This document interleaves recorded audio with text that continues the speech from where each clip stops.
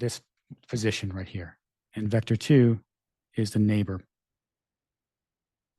If you subtract one vector from another, you get a third vector that gives you the direction between them.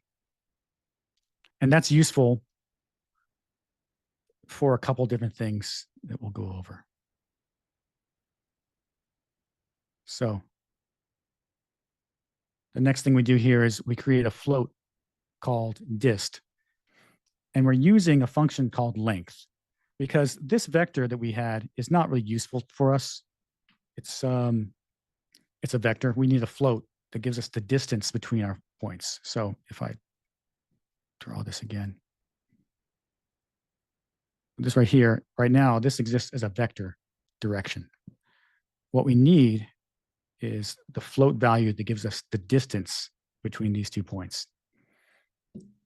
And that's where length comes into play here. This function is taking dir and outputting a float value that is the distance between them. And we might as well visualize that. So this gives us the distance between the current point. You can see it's 0 and its neighbors. So all these values are the distance from that point. And remember, we're looking at 1 point, but this is running over all points at every time step. So far, so good? Yep. Now that we have that distance between those points, we can specify a weighting. So the weight is going to be how quickly they become infected. And this is why we don't have them all instantly turning white at every time step. So you can see they delay a little bit. What it's doing is we're creating we're using another function called smooth. And what that is let me draw here. So the smooth function gives you a smoothly interpolating curve from 0 to 1 based on an input. In our case, that input is dist. So this, the distance we calculated between them. So what we're doing is we're calculating a smooth value from 0 to 1 from the center to the border, basically to the border of the radius. So, and then we're inverting that because you can see here the output from the smooth right now, it's taking radius and distance. What we want is, we don't want a value that starts at 1. We want to start it at 0 at this point. And I'm sorry, the other way around. It gives us a value from 0 to 1. We want to start from 1 at the center of the radius, and then it goes to 0 towards the edge of the radius. That makes sense. And then we can use that to weight the infection. So let me delete this. If we visualize that, kind of see what's going on.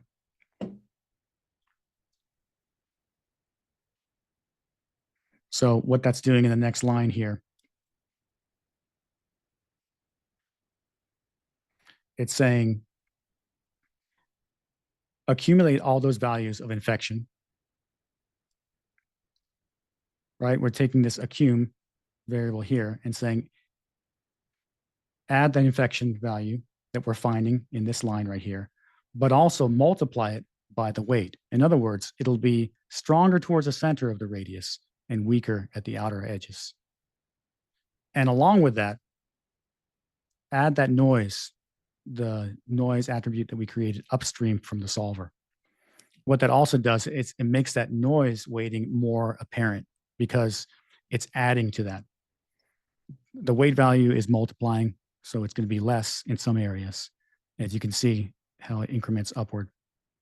And then we add the noise on top of that. And what that gives us is irregular growth. So if we're rating out from here, rather than it being a smooth circular outward gradient, so to speak, it's more like this. And that's how you saw that. You can illustrate that with how irregular the pattern was on the leading edge of our effect. You can see here.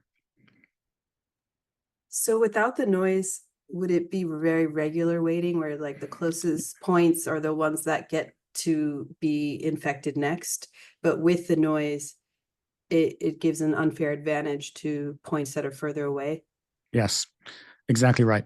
So it actually, yeah, exactly. It makes it, you can think of it as deforming. It's just deforming the radius is one way to look at it. So that's what gives us the irregularity. In fact, in the first implementation of this particular growth solver, the it didn't have any noise weighting, and that was what was necessary for what they were doing, which was some sort of crystal growth. And you didn't want this sort of crinkly edge. But for our purposes, we do want that. I'm going to visualize a little bit here too.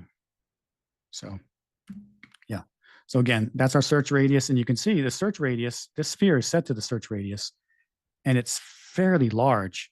But because of the weighting, because points are weighted higher towards the center of the search radius, falling off towards the edge, and then with the noise added, then you can see at every time step as I push through this, it gives us some nice irregularity. And then as part of that, we also calculated the distance between the current point and its neighbor. And that gives us these vectors, and you can, I'm visualizing them here. And we'll need that because that's the general direction of travel for our growth. And we can map that to velocity later on to give us some initial velocity on our sims. I think that's a good place to take some questions. The noise is, you added the noise in the vex, or did you add the noise one level up? So right here, we're adding noise to all the points, our whole point cloud, 2 layers of noise. And then in this vex expression, I'm storing just the X component. Got it. As add noise. And then in the growth solve, as part of the weighting for those points, that's added in here, in this line right here. So to review one more time, once that's all calculated, then we have a weighted value for the infection. Outside the loop, that's added to this infection attribute. And we're dividing it by that count. And the count is just how many times this loop has run. So it's going to be the same as the number of points that infected point is finding inside of the radius of the near points. And last of all, I'm making a vector attribute called dir based on the distance between those points. And that gives us the direction, general direction of travel. So far, so good. We do have a couple questions, which is good. Okay. So first question, this solver seems to be faster than the pyro source spread. Is that correct? That's correct, because it's doing very Optimized. specific things. Yeah. It's the only thing it's outputting is that infection attribute. Whereas the pyro source spread is outputting a lot of different attributes that are needed to spread fire. So it's now downstream from here, I'm going to show a few techniques for animating growth solvers that you can totally use with any solver. You can use it with the pyro source spread, but you're right. There's more overhead. Mm-hmm. And the advantage of building something like this from scratch or modifying one is that you can tune it to your specific needs, and it's very fast. Great. Next question is, how is the speed of infection determined? Which I'm excited that you're going to show your retiming method later, but if you have a quick answer for this one. The speed is a function of the algorithm. How quickly can it find nearby points? So one thing that, again, I'm going to, like you said, I'm going to dig into the timing of this effect later, because we don't want to be dependent on things like the search radius or the amount of points in the point cloud. We want to be able to time it however we want. So I think that's the question you're asking, is probably how do we make this go faster or slower? Yeah, and yeah, you're going to go over that, which is going to be awesome. And then Deepak, your question, how does the solver mechanism will work for animated geo? I'm not sure if I understand Okay. that question, but do Yeah, you no, understand that? Yeah. yeah, totally. Yeah. So yes, you can totally use these with animated geometry. And the way you would do that is to create a rest attribute for all your points, Oh, yeah, got um, it, got it. Okay. and run the growth solver in the rest state and then animate it. I don't want to misspeak in terms of all the other steps in that process, but that's Yeah, something we could totally revisit on nice. Discord. Yes, rest, Uh, absolutely. And then, uh, oh yeah, and David had an answer for that. And then, question from Garrett. Is there a simple way to add a mask based off a certain radius to just the leading edge? we're going to get into that too. Great, Yeah, perfect. we're gonna Okay. let's do that next because I feel like we went through the nuts and bolts here, and hopefully it was somewhat explained as far as those processes. But the fun stuff is what we do with it once the sim is run. Okay, And great. one thing about this process is we don't have to worry about how fast, how long that solver needs to run. In fact, Mhm. sometimes you want to run it for a lot of frames to get more detail. We're just going to time shift it to the max frame and use the time step that we calculated with my age. Yep. And here's a point where folks can probably follow along pretty easily. I built this sort of mini solver setup that uses a sphere because we can kind of put some of the things we just talked about in practice in a way that's very straightforward and quick. So if you wanted to go over to this geo called solver, you can follow along. So Great. let's just run through that and build that out. All right. So to start with, we're just going to use a sphere. I'm using thicken, but basically that just gives us an inside faces.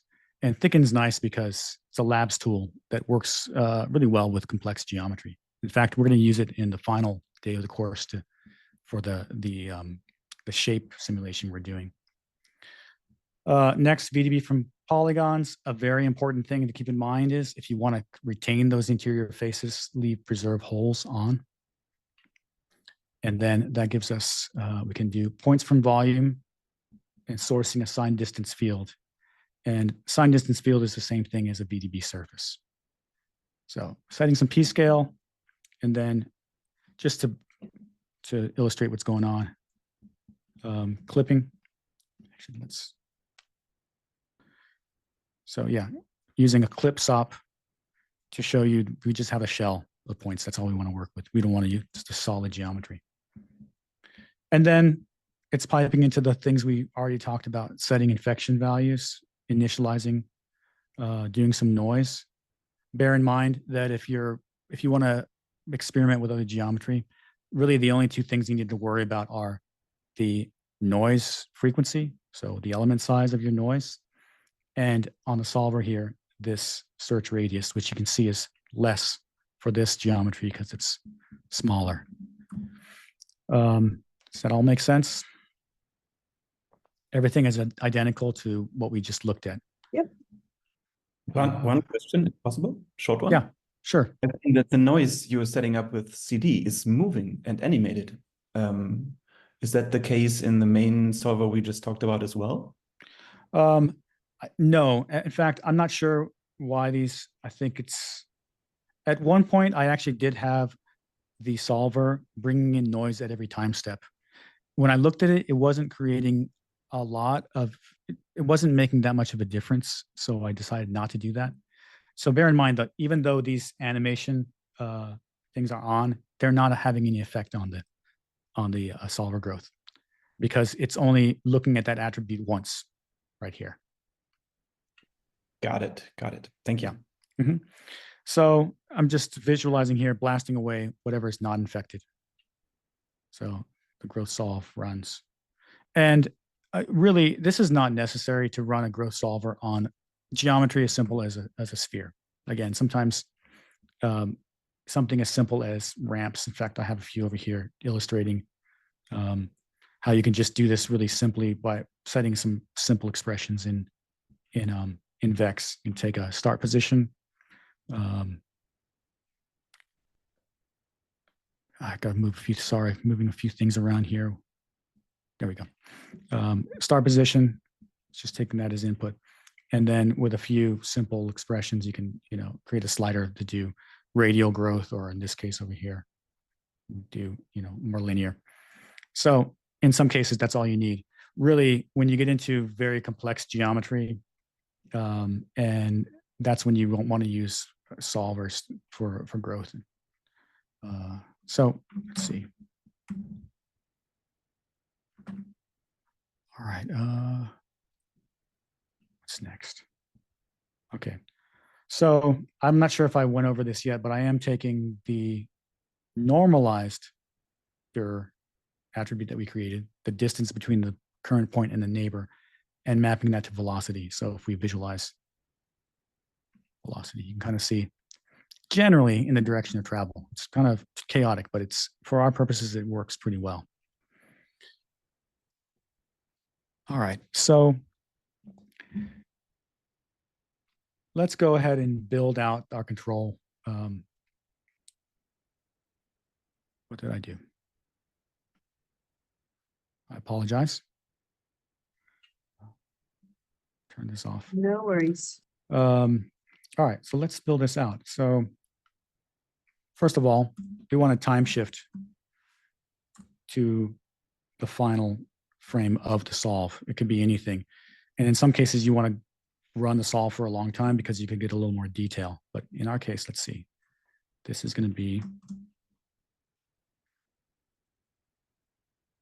let's just say 1140.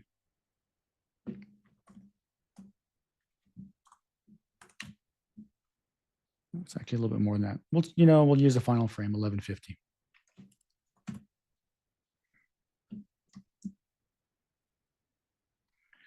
And if I visualize my age, so drop down the color.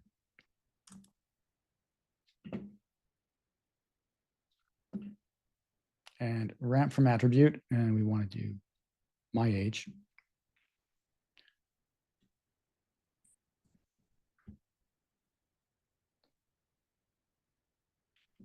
You can kind of see, especially if you zoom out, we have all the my age attribute gives us a timestamp on all those points from when they got infected in the pattern of the growth. So that's all we need at this stage.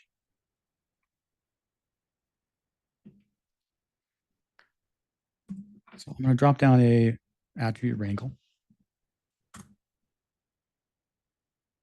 And a few lines of X.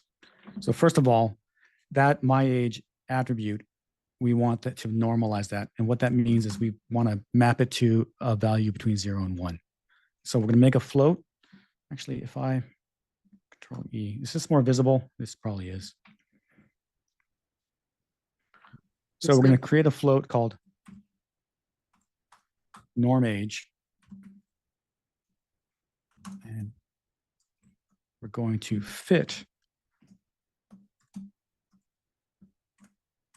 my age, which goes from a value of 0, I think actually 1, but we're going to do 0, to 150. Because remember, we're incrementing from 1 at the start of the simulation. So it's not 1150, it's going to be 150. It's starting from 1. And then we're mapping that from 0 to 1.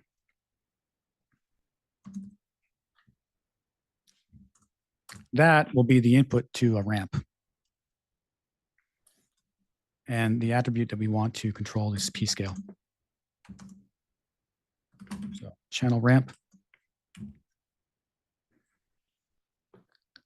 We'll call this age ramp. And we'll take norm age as input. Because ramps need to have input from 0 to 1. So let's see here. Oh, and then we need to visualize that ramp.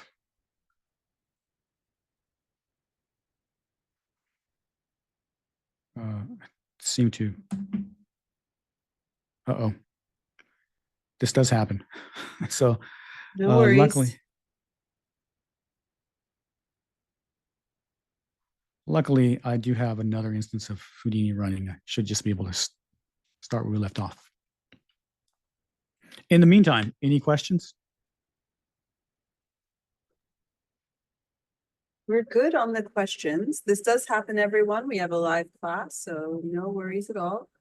We'll be back in no time. Okay. Oh, one question. Hotkey for larger font scale. It's Control Plus, right? For larger fonts in Vex? I don't recall actually, but yeah, if you're having a hard time reading the Vex expressions, then I can totally do that. Yeah, I think David just said yes too. It's a Control Plus in your Vex. All right, bear with me for 1 sec here while things spin back up.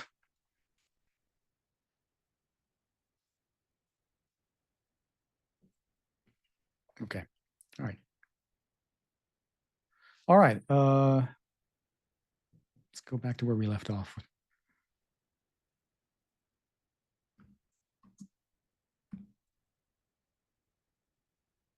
Yeah, I'm going to make a few changes here to our, want to visualize lit spheres and maybe change the background to be dark gray. Okay. All right, let's continue where we left off. We need to time shift things. And we're time shifting this to final frame, which is 1150. Anytime you're running simulations, it's a good idea to start from 1001. And we can talk a little bit more about that in the next class, why you want pre-roll frames and things like that. All right, so drop down a wrangle, Control E. And what I'm going to do is just hopefully type fast here to catch up.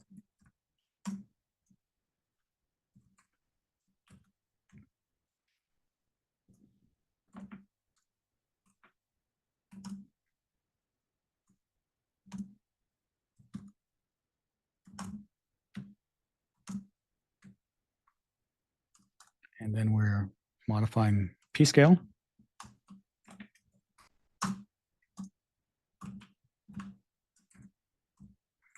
Using the channel ramp function, and I'm going to call it age ramp with norm age as input. Excuse me.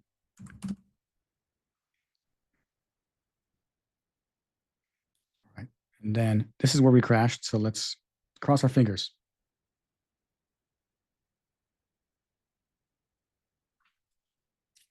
I think I know what's going on. I think that P-scale is causing us problems. And don't forget to keep saving, by the way. Yeah. Well, I'll start from, I actually probably already have this. Unfortunately, we crashed again.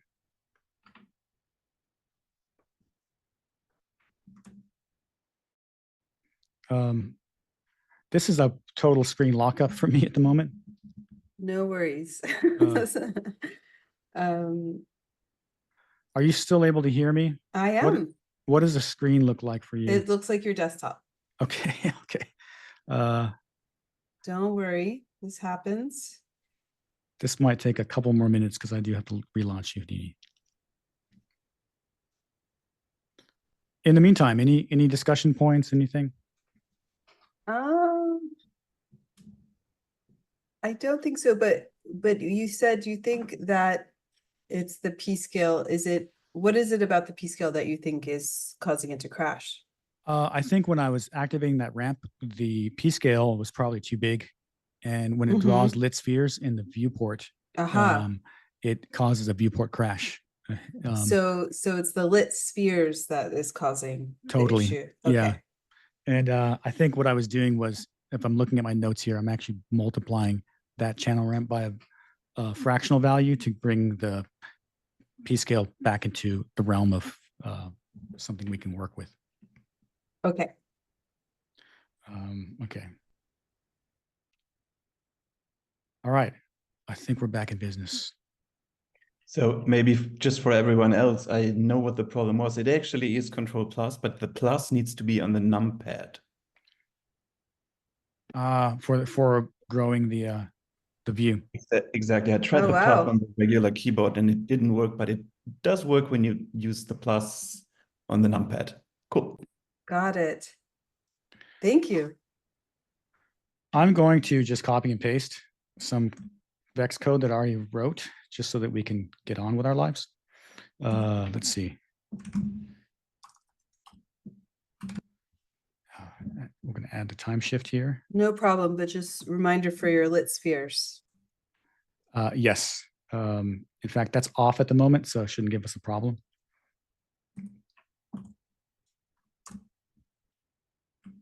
And then this is all pre-written. So what I'll do is I'm going to activate this and then just talk about it.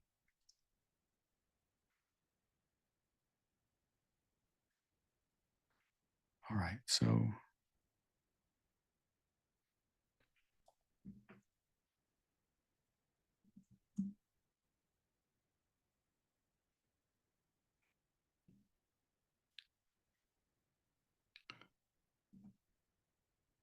now we can set this back to lit spheres. So let's go to geometry and spheres. There we go. Because I'm multiplying it right here by 0.05. I think I probably need to reset the viewport too.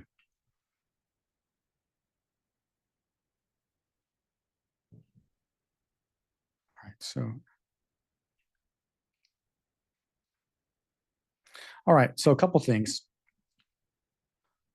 First of all, I'm taking norm age and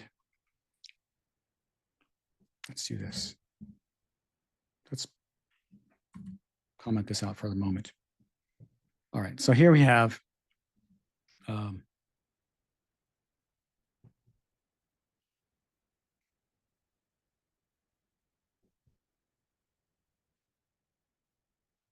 well, that's what's going on. Sorry. I apologize. We only want one frame. Last one. All right. So here we go. So we have, we're just taking the final frame, basically the completion of our growth effect. And at that point, we can just use a ramp. So here, what I'm doing is mapping my age into a range of 0 to 1. In this case, it's 145. That's fine. And then I'm adding a channel float called offset right here. So that just pushes the ramp through it. And you can see it's pushing it through the pattern of our growth solve. And that gives us an easy way to keyframe things. In fact, we can do that. Let's just go keyframe the offset from here to maybe 80. Add another keyframe. And this is basically real time. Even with more complex geometry, this is the way you want to do it, not running a growth sim. Everything is controllable at this stage. Now, what we also want to do is we want to be able to control the width of that ramp. And that's where this next line comes in handy. Taking norm age and saying it's equal to the normalized age divided by a channel float value here called width. And if I activate that, you can see now we can control the width of the effect.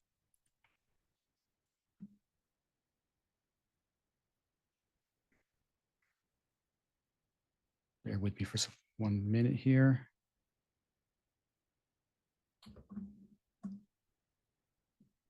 Oh, I'm sorry. One thing I do need to do. Because our